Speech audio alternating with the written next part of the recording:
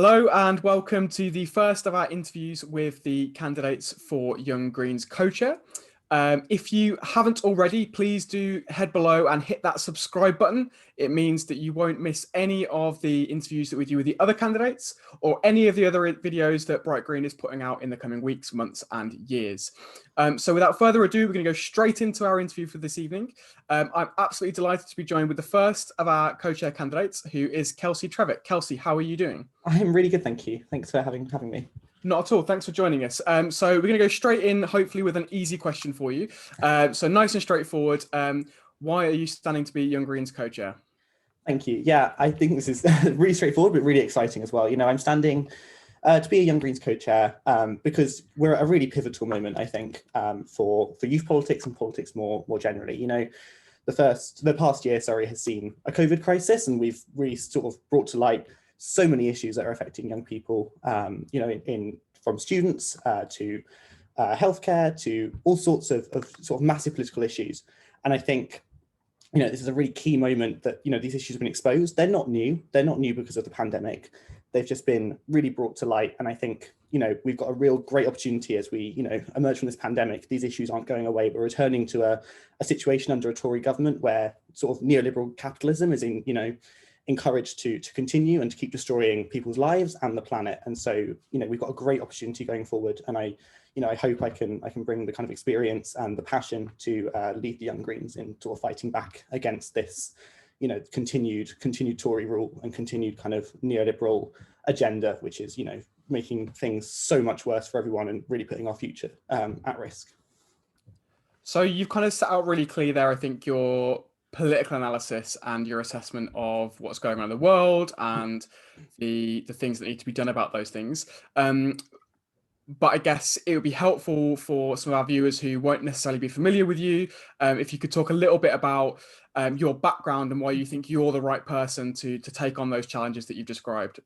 Yeah, absolutely. So sort of directly with the Young Greens, I sat on the exec this year as the Equality and Diversity Officer. So I've done a lot of things this year relating to making sure that the Young Greens is sort of inclusive and kind of, you know, we're encouraging equality and diversity in both in policy, but also in our internal structures. But also that extends to working within the main Green Party with liberation groups, you know, with Young Greens liberation groups, but also with Green Party liberation groups, notably with Jewish Greens and Greens of Colour and the LGBTIQA plus Greens. Trying to sort of deliver sort of education and policy shifts in the Green Party to make sure we are as inclusive as we possibly can be, but also reaching out obviously beyond that in the work in kind of wider politics to really push our agenda for equality, for diversity, for inclusion, for equal rights, especially at the moment relating to trans rights and making sure that we're putting that at the forefront of sort of everything we're doing. So that's sort of directly with the Young Greens. And then more kind of broadly, I have a background in sort of campaigning. So my main sort of background is campaigning in disability rights, especially for disabled students in higher education. So I've got this kind of background in campaigning and also, of course, with the school strikes in 2019. And I think this kind of background, this kind of sort of experience that I've got, especially over the last year, has been incredibly valuable and working alongside, you know, so many amazing people and learning from them as well.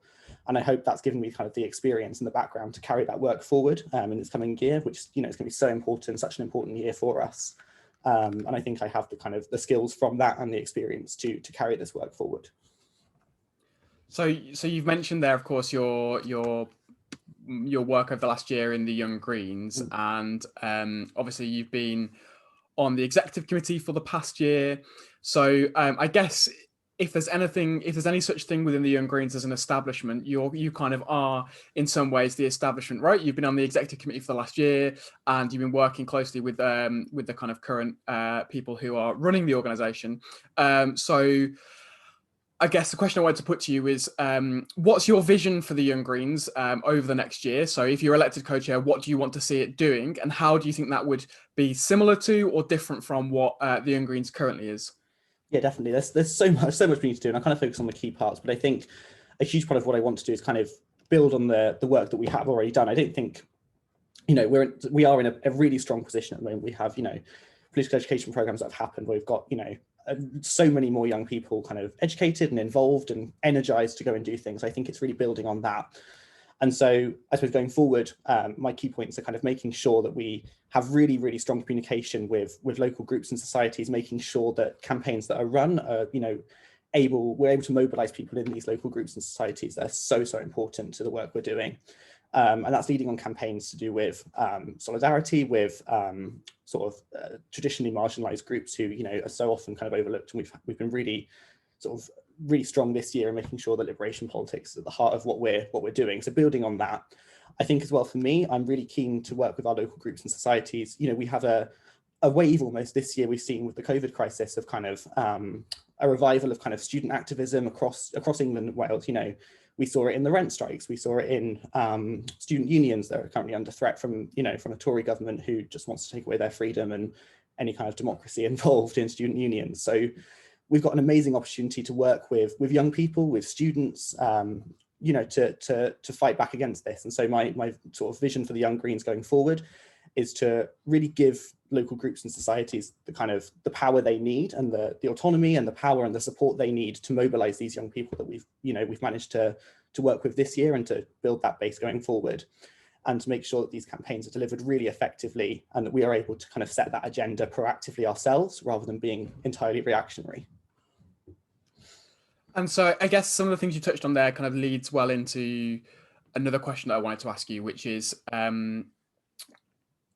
obviously the Young Greens is the youth branch of the Green Party, but historically it's also had a role, I guess, organising within the wider left and in the student movement and the kind of left of the student movement, and I guess the wider left ecology of infrastructure and movements and grassroots organisers that there are in the UK. And I wondered if you could tell me a little bit about how you see the Young Greens' role within that wider left, I guess, outside of the Green Party, outside of electoral politics, within social movements. What do you see the Young Greens' its role being, and what do you think that you can bring as co-chair to drive the Young Greens' role in that space? Yeah, for sure. I think we have a really incredible opportunity. Outside of electoral politics, we're looking at student movements, we're looking at social movements. We have a really huge opportunity here. We're seeing, for example, the Labour Party shifting further and further to the centre. There's a massive opening on the left for young people, for students, and we can really fill that space and take kind of the lead in some of these social movements. And I think it's important that we do, and that we position ourselves, as a really radical youth wing, but we are very much on the left. And I think making sure that we have a position outside of electoral politics where we are inspiring students, we are taking kind of the lead in that space, and making sure that the momentum that's been built this year is not kind of lost because, just because the pandemic, might be, I don't want to say over, because it's never, it's not going to be over, but it's going to be kind of, the situation is becoming a little bit easier for people. We don't want to lose that momentum. We want to make sure that these, social movements and students who have kind of built up so much energy this year we can really kind of harness that and make sure that we are able to lead that. And I think, from my point of view, as co-chair, I'm really keen that we, continue to engage with groups just, outside of the Green Party. We're engaging with students. We've done that this year with the rent strikers. We do that with social movements, Black Lives Matter, and for trans rights, mobilising around trans rights out, within our own party, but also outside.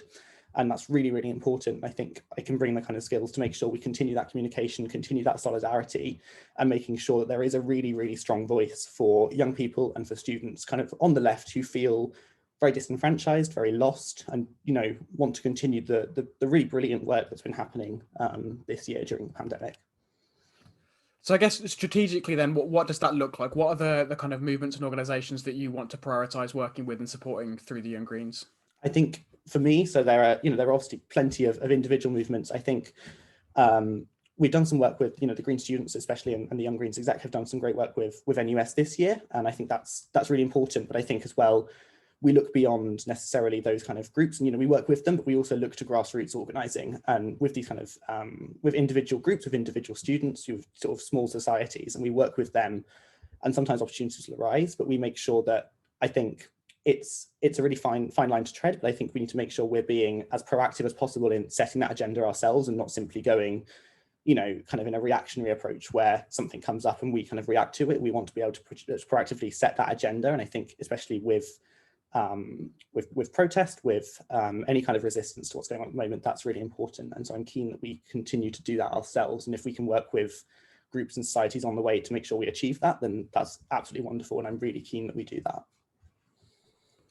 So, okay, so moving then back to internally within the Green Party, a lot of people will know this already, but some people won't who are watching. The Young Greens co-chairs are two of the who sit on the Green Party's executive, which is, I guess, the overarching governance body that's responsible within the Green Party for. I have to be careful on this one because people on the other governance body get very upset if I get this wrong. But responsible for the reputation of the party, is the employer of staff, responsible for finances and some elements of party strategy. Now, obviously, if you were elected, would be sitting on that body, and you'll be faced with a bunch of challenges that the Green Party is currently facing, also a bunch of opportunities. So the question I wanted to put to you is, what do you think are the biggest challenges currently facing the Green Party as a whole?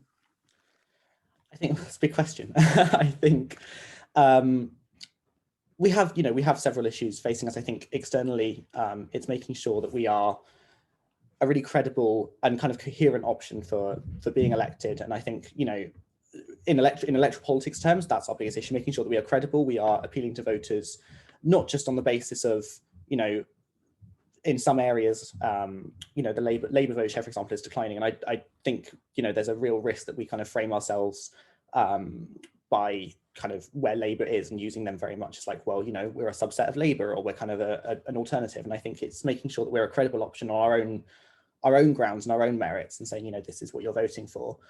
I think as well, it's also important that we look beyond electoral politics and look at kind of, the roots and the kind of history of the Green Party, but also called green politics more widely, which is very much in social movements and in social change. And so I think another challenge kind of facing us is how, and I guess it's for the Young Greens as well and for the main Green Party, about how we make sure that we are kind of at the forefront of social change outside of, electoral politics, between election cycles, working with local communities, working with local groups, to guarantee that we're kind of always kind of in the kind of foreground of that kind of work, so that when we come to election cycles, we have the credibility and we have that background. Brilliant, thanks. For anyone listening there, that slightly strange noise you might have heard, I think, was your dog. I apologise. Yeah, I wasn't quite sure how much you could hear. I have a dog behind me who has just had a drink. Yes. Yeah, it just came through a little bit. But don't worry. Slightly off put me as well. Sorry. Don't worry at all. So I guess just a quick follow up on that. You mentioned there about trying to make the Greens appear to be a credible option electorally. What does that mean in practice? So how do you think the party should be making the case that it is a credible option at the ballot box, and that and what do you mean by that word credibility? Do you mean that convincing people that they can vote Green and they'll get Greens elected, or do you mean our policy platform needs to be more credible? What does that mean? And I wonder if you could break that down a little bit. Yeah, for sure. I think it's a loose term that gets thrown around quite a lot, and in some situations can't mean very much. I think it's really important that we kind of define it. And I think it's a combination of all of those things. But credibility means, obviously that we can be voted for and that it's not a wasted vote. And I think especially the local election results back in May have really proved that, in areas such as Bristol and Sheffield, but that can kind of spread, that, the Greens are an option that can be voted for and can win. But I think as well, it's about making sure that we are positioned as, our policy platform is clear, it's independent of, our policies are better than, traditionally better than Labour's or stronger than Labour's, and it shouldn't be framed in those terms. And I think as a party, we have to make sure that, again, on our own grounds and our own merits, this is our policy, this is what you are voting for, and that's independent of anything else. And I think, clearly positioning ourselves as for, obviously, first and foremost for the planet, for, tackling the climate crisis, but also for workers, for people, for, a really sort of progressive movement that is, sort of making sure that we're tackling the issues that people are experiencing, that workers are experiencing. And I think on a national level and on a local level, there's so much opportunity here to, stand up for workers' rights, for unions, for students, for young people. There's so much we can be doing. And so it's making sure that we're credible in the sense that that policy is really clear and people know what they're voting for and know that they're going to kind of be able to directly benefit from a vote for the Greens. So just reflecting on a little bit of what you've just said, and also what's kind of bled throughout everything you've been saying, you're talking a lot about, I guess, issues around workers' rights, around justice for students, around liberation politics, around whether it be anti-racism, trans rights, etc. Now, there are some people in the Green Party who would respond to this by saying, well, all those things might be important, but at the end of the day, there's no jobs on a dead planet. The workers' rights fights is secondary to the struggle for around climate change, and actually what the Green Party should be about is promoting the fight against climate change, the fight around environmental sustainability or climate justice or whatever, however you frame it, and that actually these other issues that you've raised are something of a distraction towards that. What would you say to respond to them? I think it's really almost naive to think that we can separate social and environmental crises at the moment. Both are inherently linked to each other, and I think we can't separate the environmental and social crises. To tackle climate change, to tackle the environmental crisis, we have to look at the social crisis that is happening. The social problems that are affecting workers, they are the same crisis, the same problem, and a solution to the environmental crisis needs to be a solution, and is intrinsically a solution to the social crisis as well. And so I don't think they can be separated. And I think it's really important that we view them as one problem. And I think, very much my opinion is very much that we're looking at a system that is, fueled by, for example, neoliberal capitalism, that is, causing massive social crises, but is also the driver of the climate crisis as well. This is the problem that affects both, and a solution needs to make sure it's can only be a solution if it's solving if it's a solution that achieves social and environmental justice. Okay, so we're coming to the end of my questions now, and so I've just got one final one for you, and often in these things it's important, I think, to finish on a slightly less serious note. So my last question for you is, and this might be the hardest question you've had to answer thus far. Who in the Green Party inspires you the most, and why? Yeah, that is hard. Am I allowed to give two answers? Yeah, go for it. So when I joined the Greens, and when I kind of got involved with the Young Greens, the first kind of two people that I had an interaction with, and I think it was very much passive from afar, kind of watching their work, was the co-chairs of the Young Greens at the time, who were Rosie Brawl and Tom Hazel, and just so inspiring. Obviously because of the policies they promote and the work they were doing within the Young Greens, and the amazing sort of mobilising of young people that was happening at that time, and me being one of them, but also their approachableness and their sort of so easy to get people involved, get people on board, to talk to people, to kind of promote these ideas and to have really open conversations about them. And I think that's really inspiring to me, because that's how we get people on board. It's about, being able to mobilize people, being able to talk to people, and giving people kind of, making them feel like they have a purpose, they are kind of valuable in the movement, and working out what they can contribute. And that to me is really inspiring, and it's how we get people on board. And so that their work and their kind of attitude to green politics and green organising really inspires me, even still. Great, and I'm sure Tom and Rosie will be exceptionally grateful for that endorsement of them. So that's all the questions that I've got for you. That's the end of the interview. But I just want to say a huge thank you for joining me for this, and for engaging with Bright Green. Before we end, where can people find out more about your campaign and your fight to become Young Greens co-chair? Yeah, for sure. So there's a Facebook page, so sort of Googling Kelsey Trevett will probably bring that up, although I'm sure we can stick a link somewhere. But the best place to probably keep up with my campaign is on Twitter. So I'm at couldbekel on Twitter, and that's kind of where I'm most active and where most of my my stuff for the campaign is shared. Brilliant. Thank you so much, Kelsey. And yes, I'll try and put those links in the description so that you can find them there. So that's all we have for you this evening. But thank you so much for watching. I'm sure Kelsey has given you plenty of food for thought there. If you do have thoughts, please do pop them in the comments down below. Tell us what you think, and respond to anything that Kelsey has said. Before you shoot off, the last thing I want to ask you to do, of course, is to hit that subscribe button. It doesn't cost you a penny. It means that you'll never miss any of the future interviews we do with the co-chair candidates. And also, any other videos that Bright Green puts out. You can also find Bright Green on other social medias, on Facebook, on Twitter. The links will be in the description down below.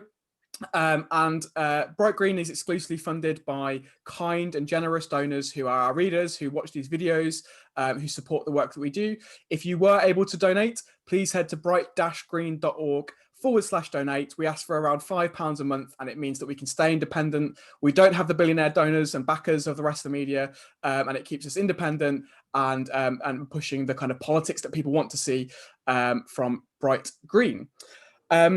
The final thing, just to let you know, is if you are a member of the Young Greens, voting will be open in this election from the 3rd of July till the 18th of July. We're hoping to get interviews with the rest of the co-chair candidates, and throughout the election on our website, we'll be running articles from candidates not just standing from co-chair, but standing for all the rest of the positions on the executive. So head to bright-green.org to find all of those articles.